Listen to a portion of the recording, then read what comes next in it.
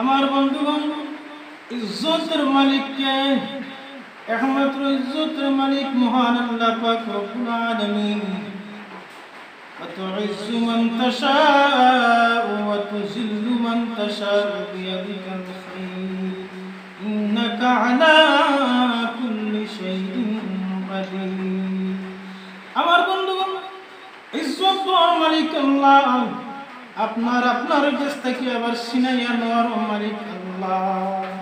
ঠিক না? যেমন ধরেন হাসিনা এত বাড়াবাড়ি করেছিল ক্ষমতা নিয়ে, আজ ক্ষমতা কোথায় গেল? আজকেই পদত্যাগ করে সেনাবাহিনীর কাছে, প্রধানের কাছে দেশ দিয়ে চুরের মতো পালিয়ে গেছেন। আল্লাহ চাইলে কি না করতে পারেন? দেখেন, ফেরাউনও টিকতে পারে নাই, নমরুদও টিকতে পারে নাই, আর তুমি তো সামান্য হাসিনা। ঠিক না? হাসিনার ক্ষমতা নিয়ে অহংকার পাওয়ার কতই না ছিল। আজ দেখেন চুরের মতো পদত্যাগ করে উনি পালিয়ে গেছেন। ঠিক না? সুবহানাল্লাহি ওয়া বিহামদিহি। আজ এই দেশ, এই জাতি খুবই খুশি, আলহামদুলিল্লাহ। এই ফেরাউনের হাত থেকে যে মানুষের রক্ষা পেয়েছে, হাজার হাজার আলিম উলামা বিনা দোষে উনি ফাঁসি দিয়েছিলেন।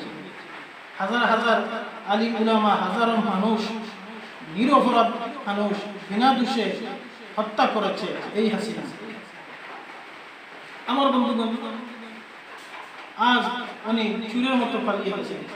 এখন যেই সমস্ত আওয়ামী লীগের ছেলেরা আছে, মা তো পালিয়ে গেছে, এখন ছেলেদের কি হবে? আপনারা আগে যখন মানুষকে খুন করেছে, একের পরে এক অন্যায় করেছে, জুলুম করেছেন, অত্যাচার করেছিলেন, বুক ফুলিয়ে কথা বলেছিলেন, আর এখন আপনাদের কি হবে একটু ভাবেন তো।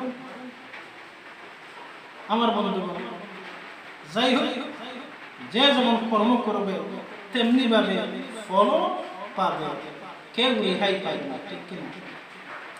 আমার বন্ধুগণ, আমি একটা আবদার রাখতে চাই। বর্তমান যিনি প্রেসিডেন্ট আছেন, সেনাপ্রধান, ওনারা তো দায়িত্ব, যেই সমস্ত কারাবন্দী আলিমরা আছে যেন তারা অতি তাড়াতাড়ি মুক্ত দেন। আর যেই সমস্ত আমার ভাই বোনেরা যারা আন্দোলন করতে গিয়ে যারা জাহিলের হাতে আজকে আটকে কারাগারও আছে, নিরপরাধ যত মানুষ আছে, বর্তমান সেনাপ্রধান যিনি আছেন প্রেসিডেন্ট, ওনার কাছে আমার আবেদন যেন অতি তাড়াতাড়ি এদেরকে মুক্ত করে দেওয়া হবে। কারণ এদের কি দোষ আছে? কোনো দোষ নেই। যাই হোক, যেহেতু সেনাপ্রধানের হাতে দায়িত্ব আছে, উনি আশা করি আলহামদুলিল্লাহ কোরআন সুন্নাহ অনুযায়ী দেশটা চালাবেন, একটা সুষ্ঠু নির্বাচন দিবেন। আলহামদুলিল্লাহ আমরা এটাই জাতি চাই, ইনশাআল্লাহ।